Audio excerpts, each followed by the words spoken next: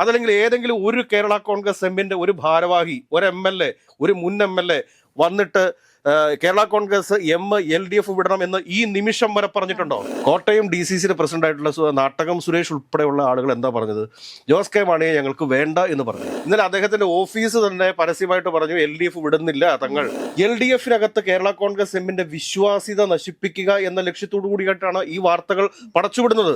കേരളത്തിൽ VD സതീശനെ പോലെയൊക്കെ തന്നെ തലയെടുപ്പോടുകൂടി നിർത്താൻ സാധിക്കുന്ന ഒരു നേതാവാണ് ജോസ് കെ മാണി. അന്ന് ഈ മേലാളന്മാരുടെയൊക്കെ ഒരു അധികാരം നഷ്ടപ്പെട്ടു പോയി, ജന്മിത്തം നഷ്ടപ്പെട്ടു പോയി. ആ ഒരു പ്രതികാരം ഇപ്പോഴും KM മാണി സാറിനോടും KM മാണി സാറിന്റെ കുടുംബത്തോടും ഈ പറഞ്ഞ മേലാളന്മാർക്കുണ്ട്. പാലക്കാട് MP വീരേന്ദ്രകുമാർ പരാജയപ്പെട്ടു എന്ന കാരണത്താലാണ്, അല്ലെങ്കിൽ കോൺഗ്രസുകാർ കാലുവാരി എന്നുള്ള കാരണത്താലാണ് ഈ RJD മുന്നണി വിട്ട് LDFിലേക്ക് വീണ്ടും പോകുന്നത്. നമസ്കാരം. നമസ്കാരം. ജോസ് കെ മാണിയുടെ കേരള കോൺഗ്രസ് മുന്നണി വിടുമോ എന്നുള്ള അഭ്യൂഹങ്ങൾ ഇപ്പോൾ ശക്തമായി കൊണ്ടിരിക്കുകയാണ്. എന്താണ് അതിനെ കുറിച്ച് പറയാനുള്ളത്? ഈ സുനിൽ കനകലുവിന്റെ കയ്യിൽ നിന്ന് മാധ്യമങ്ങൾ പണം വാങ്ങിയെന്ന് ഇന്നലെ മുതലേ നമ്മൾ പറഞ്ഞിരുന്നതാണ്. അപ്പോൾ നമ്മളിതിനകത്ത് മനസ്സിലാക്കേണ്ടത് എന്താണെന്ന് വെച്ച് കഴിഞ്ഞാൽ, സുനിൽ കനകലുവിന്റെ തന്ത്രത്തിൽ, അല്ലെങ്കിൽ സുനിൽ കനകലുവിന്റെ പണം വാങ്ങിയിട്ട് മാധ്യമങ്ങൾ തന്തയില്ലായ്മ പറയുന്നു എന്ന് തന്നെ പറയേണ്ടി വരും. ഇതിനപ്പുറത്തേക്ക് വേറൊന്നും പറയാനില്ല. ഞാൻ പറയട്ടെ, കേരള കോൺഗ്രസ് എം എന്ന് പറയുന്നത് ഒരു രാഷ്ട്രീയ പാർട്ടിയാണ്. ആ രാഷ്ട്രീയ പാർട്ടിക്കകത്ത് നിന്ന് ഒരു MLAയോ അല്ലെങ്കിൽ ഒരു നേതാവോ, അറ്റ്ലീസ്റ്റ് ഒരു ജില്ലാ പ്രസിഡന്റ് എങ്കിലും വന്നിട്ട് തങ്ങൾക്ക് മുന്നണി മാറണം എന്നൊരു അഭിപ്രായം പറഞ്ഞിട്ടുണ്ടോ? ഇല്ലല്ലോ. അങ്ങനെ ഒരു അഭിപ്രായവും പറയാതിരിക്കുന്ന ഒരു സാഹചര്യത്തിൽ നല്ല രീതിയിൽ മുൻപോട്ട് പോയിക്കൊണ്ടിരിക്കുന്ന ഒരു പാർട്ടിക്കകത്ത് കലഹം സൃഷ്ടിക്കുക എന്ന ലക്ഷ്യത്തോടുകൂടി, അതായത് ബെടക്കാക്കി തനിക്കാക്കുക എന്ന് പറഞ്ഞു കേട്ടിട്ടില്ലേ, ആ ഒരു രീതിയാണ് ഇപ്പോൾ സുനിൽ കനകലു ഇവിടെ അവലംബിച്ചിരിക്കുന്നത് എന്ന് വേണം നമ്മൾ മനസ്സിലാക്കാനായിട്ട്.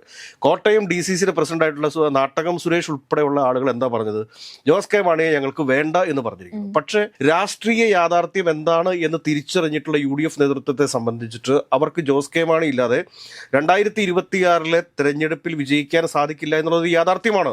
അതായത് കേരളത്തിൽ ഇപ്പോൾ സ്വർണത്തിന് എങ്ങനെ വില ഉയർന്നു പോയോ അതുപോലെ വില ഉയർന്നു പോയിരിക്കുന്ന ഒരു രാഷ്ട്രീയ നേതാവായിട്ട് ജോസ് കെ മാണി കേരളത്തിൽ മാറിയിരിക്കുന്നു. അതാണ് യാഥാർത്ഥ്യം.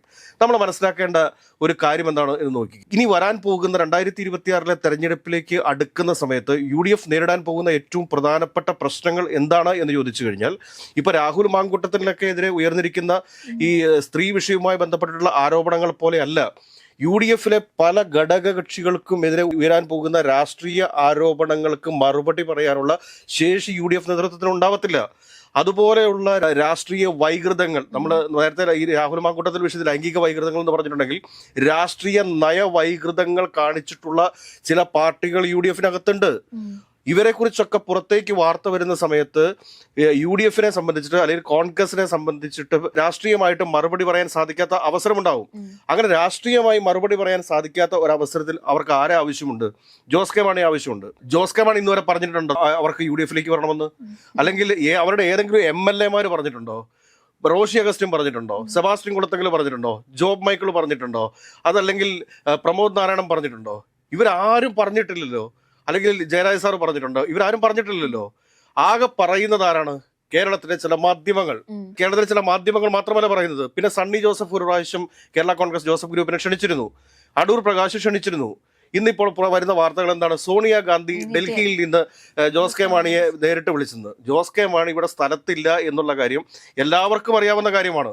ഇന്നലെ അദ്ദേഹത്തിന്റെ ഓഫീസ് തന്നെ പരസ്യമായിട്ട് പറഞ്ഞു LDF വിടുന്നില്ല തങ്ങൾ, താൻ കേരളത്തിൽ ഇല്ല എന്ന കാര്യം അദ്ദേഹം പറഞ്ഞു. അതിനുശേഷവും പിന്നെ അദ്ദേഹത്തിന്റെ പാർട്ടിയെ LDFിൽ നിന്ന് വിടുവിച്ച് UDFിൽ എത്തിച്ച് അടങ്ങൂ എന്ന് മാധ്യമങ്ങൾ തീരുമാനിച്ചാൽ എന്ത് ചെയ്യാൻ പറ്റും? LDFിനകത്ത് കേരള കോൺഗ്രസ് എമ്മിന്റെ വിശ്വാസ്യത നശിപ്പിക്കുക എന്ന ലക്ഷ്യത്തോടു കൂടിയിട്ടാണ് ഈ വാർത്തകൾ പടച്ചുവിടുന്നത്. നമ്മൾ കേരള കോൺഗ്രസിനെ വില കുറച്ച് കാണരുത്. ഞാൻ പറഞ്ഞില്ല, കാരണം ഈ പറഞ്ഞ CPM, Congress, Kerala Congress Joseph group, BJP, അതോടൊപ്പം തന്നെ കേരള കോൺഗ്രസ് എം, ഈ 5 പാർട്ടികൾ ഒരു മുന്നണിയിലും ചേരാതെ തനിച്ച് കോട്ടയത്ത് മത്സരിച്ചു കഴിഞ്ഞാൽ അവിടുത്തെ ഏറ്റവും വലിയ പാർട്ടിയാണ് ഈ കേരള കോൺഗ്രസ് എം എന്ന് പറയുന്നത്. ആ പാർട്ടിക്ക് വേണ്ടിയിട്ട് സ്വാഭാവികമായിട്ടും കോൺഗ്രസ് പിടിവലി കൂടും എന്ന കാര്യത്തിലൊന്നും ഒരു തർക്കവുമില്ല.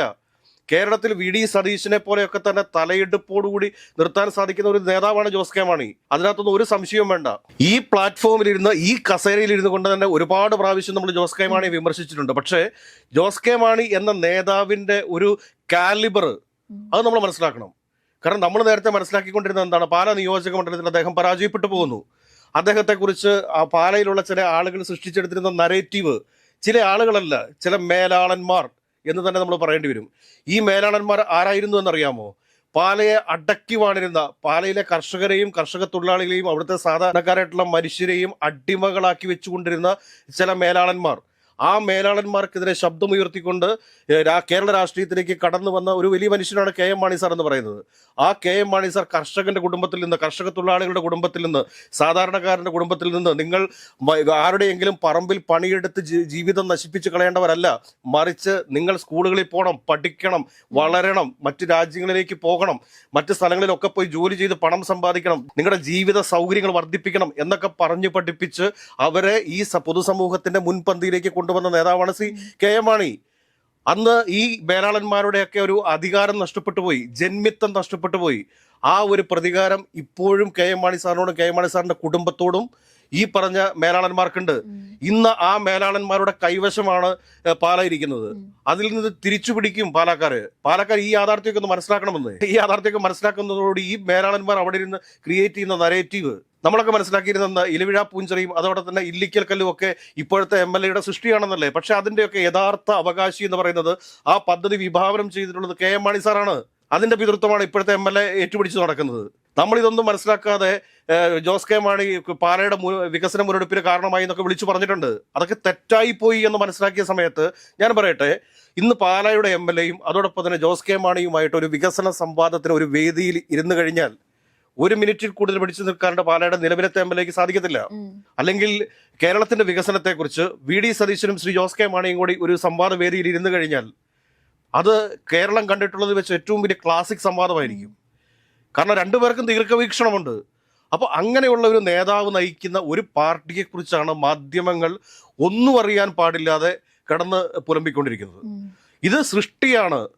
ഞാൻ ചോദിച്ചോളട്ടെ, ഇന്നലെ മുഴുവൻ RJD ആയിരുന്നു. RJDയെ സംബന്ധിച്ചിട്ട് RJD എന്തിനു വേണ്ടിയിട്ടാണ് LDF വിടേണ്ടത്? RJDയെ സംബന്ധിച്ചിട്ട് RJDക്ക് ചില പരിഗണനകൾ ലഭിച്ചില്ല എന്ന പരാതിയുണ്ട്. അത് കൃത്യമായിട്ട് LDF പരിഗണിക്കും. അതുകൂടാണ്ട് കൂത്തുപറമ്പ് സീറ്റ്, ഈ കൂത്തുപറമ്പ് സീറ്റിനെ സംബന്ധിച്ചിട്ട് ഞാനൊരു കാര്യം ചോദിക്കട്ടെ. KP മോഹനെ സംബന്ധിച്ചിട്ട് ഈ കൂത്തുപറമ്പിൽ അദ്ദേഹം LDFന്റെ സ്ഥാനാർത്ഥിയായിട്ട് മത്സരിക്കുന്ന സമയത്താണ് ഏറ്റവും സേഫ് ആയിട്ടുള്ളത്. മറിച്ച് UDFലേക്ക് മാറിക്കഴിഞ്ഞാൽ അവിടെ മത്സരം കനത്തതാവും. ഒരുപക്ഷെ അദ്ദേഹം പരാജയപ്പെട്ടു പോയിന്ന് വരും. ഒരു പ്രാവശ്യം അദ്ദേഹം പരാജയപ്പെട്ടിട്ടുണ്ട് കൂത്തുപറമ്പിൽ. പിന്നെ എന്തിനു വേണ്ടിയിട്ടാണ് ഈ RJD കൊണ്ട് കൊണ്ടുവരാൻ വേണ്ടിയിട്ട് ഇവർ വെമ്പർ കൊള്ളുന്നത് അറിയാമോ? T സിദ്ദിഖിനോട് പണി കൊടുക്കാൻ വേണ്ടിയിട്ടാണ്. T സിദ്ദിഖിനെ കൽപ്പറ്റയിൽ നിന്ന് ഓടിച്ച് അവിടെ ശ്രേയാംസ് കുമാറിനെ സ്ഥാനാർത്ഥിയാക്കി ആ സീറ്റ് UDFന് നഷ്ടപ്പെട്ടു പോകത്തല്ലേ ഉള്ളൂ. അല്ല, കൽപ്പറ്റ സീറ്റ് തിരിച്ചു പിടിക്കാൻ വേണ്ടിയിട്ടാണ് ഒന്നും അല്ലല്ലോ. കൽപ്പറ്റ സീറ്റ് ഇപ്പോൾ UDFന്റെ കയ്യിലല്ലേ ഇരിക്കുന്നത്. അപ്പൊ ആ കൽപ്പറ്റ സീറ്റിൽ മത്സരിപ്പിക്കാൻ വേണ്ടിയിട്ട് ശ്രേയാംസ് കുമാറിനെ UDFലേക്ക് കൊണ്ടുവരേണ്ട ആവശ്യമുണ്ടോ? ഒരിക്കലും ഇല്ലല്ലോ. ഇത് RJDക്കകത്ത് തന്നെ പ്രശ്നമാണ്. RJD പറയുന്നത് എന്താണ്? ആശയപരമായിട്ടായിരുന്നു ഞങ്ങൾക്ക് UDFനകത്തെ പ്രശ്നങ്ങൾ. ഞങ്ങൾ UDFനകത്ത് ഞങ്ങൾക്ക് കൂടുതൽ പരിഗണന ലഭിച്ചിരുന്നു. പാലക്കാട് MP വീരേന്ദ്രകുമാർ പരാജയപ്പെട്ടു എന്ന കാരണത്താലാണ്, അല്ലെങ്കിൽ കോൺഗ്രസ്സുകാർ കാലുവാരി എന്നുള്ള കാരണത്താലാണ് ഈ RJD മുന്നണി വിട്ട് LDFലേക്ക് വീണ്ടും പോകുന്നത്. അതിനുശേഷം ഇപ്പോൾ ആ ആശയ പ്രശ്നങ്ങളൊക്കെ മാറിയോ? നമുക്കറിയാൻ പാടില്ലാണ്ട് ചോദിക്കുന്നതാണ്.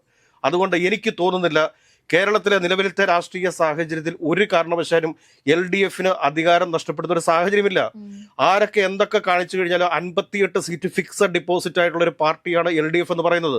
LDFന് അധികാരത്തിലേക്ക് എത്താൻ വേണ്ടിയിട്ട് 13 സീറ്റുകൾ മാത്രം പിടിച്ചാൽ മതി. അതേസമയം UDFനെ സംബന്ധിച്ച് UDFന് അധികാരത്തിൽ എത്തണമെന്നുണ്ടെങ്കിൽ നിലവിലത്തെ സാഹചര്യം വെച്ചിട്ട് 31 സീറ്റുകൾ കൂടി പിടിക്കണം. ഈ 31 സീറ്റ് UDF എവിടെ നിന്ന് കൊണ്ടുവരും?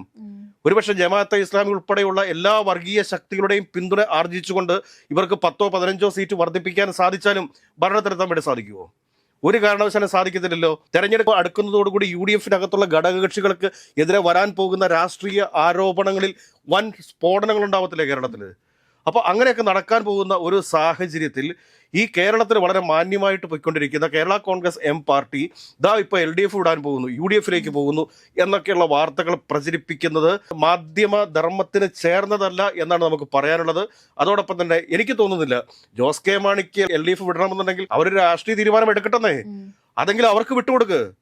അത് അവരുടെ ഒരു പാർട്ടി കാര്യമല്ലേ. ആ പാർട്ടി കാര്യം കൂടെ മാധ്യമങ്ങൾ നിശ്ചയിക്കേണ്ട ആവശ്യമുണ്ടോ? അവരുടെ പാർട്ടി കാര്യങ്ങൾ അവരാലോചിച്ചുകൊണ്ടോ. മാധ്യമങ്ങൾക്ക് അഭിപ്രായം പറയാം. അതല്ലെങ്കിൽ ഏതെങ്കിലും ഒരു കേരള കോൺഗ്രസ് എമ്മിന്റെ ഒരു ഭാരവാഹി, ഒരു MLA, ഒരു മുൻ MLA വന്നിട്ട് കേരള കോൺഗ്രസ് M LDF വിടണം എന്ന് ഈ നിമിഷം വരെ പറഞ്ഞിട്ടുണ്ടോ? പറഞ്ഞിട്ടില്ലല്ലോ. അങ്ങനെ പറയാത്ത ഒരു സാഹചര്യത്തിൽ ഈ മാധ്യമങ്ങൾക്ക് എന്താണെന്ന പ്രശ്നം? മാധ്യമങ്ങൾ അവരുടെ പണി ചെയ്യേ. പക്ഷെ അത് സുനിൽ കനകലുവിന് വേണ്ടിയിട്ട് കുഴലൂത്ത് നടത്തല്ലേ. ജനങ്ങളല്ലേ വോട്ട് ചെയ്യുന്നത്, അവർ തീരുമാനിക്കട്ടെ. ഈ കേരള കോൺഗ്രസ് എമ്മിന്റെ രാഷ്ട്രീയ തീരുമാനം അവർക്ക് വിട്ടുകൊടുക്കുക. ഇത് മാത്രമാണ് മാധ്യമങ്ങളോട് പറയാനുള്ളത്. മറിച്ച് ഈ ജനവിധിയെ അട്ടിമറിക്കാനായിട്ടൊന്നും ആരും ശ്രമിച്ചിട്ട് കാര്യമൊന്നുമില്ല. മാധ്യമങ്ങളുടെ മേലുള്ള വിശ്വാസ്യത തകർന്നു പോകാനേ സാധ്യതയുള്ളൂ എന്നാണ് ഈ വിഷയത്തിൽ പറയാനുള്ളത്.